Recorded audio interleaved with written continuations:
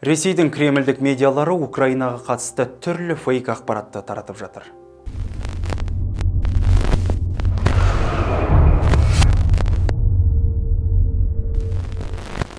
Жетінші сәуірде Россия 24 телеарнасы таратқан сюжетте екі адамның скотчпен манекенді орап жатқанын көруге болады.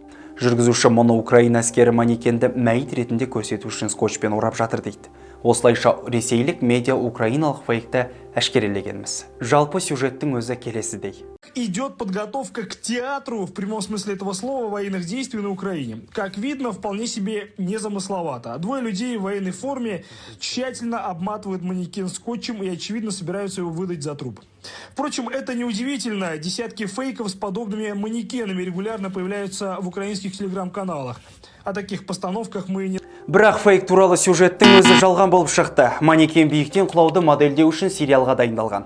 Оны 2022 жылдың 20 наурызында Ресейдің Ленинград облысындағы Всеволожскте түсірілген. Бұл туралы режиссер Надежда Колобаева өзінің Facebook парақшасында мәлімдеді. Сол процестің басқа қырынан түсірілген фотосы мен видеолары жарияланды.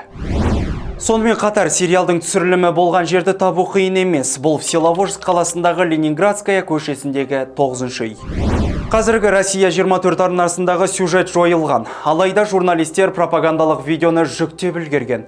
Құрметті көрермен, ақпараттық гигиенаны сақтау үшін біздің сайтты оқып, видеоларымызды бақылап отырыңыздар.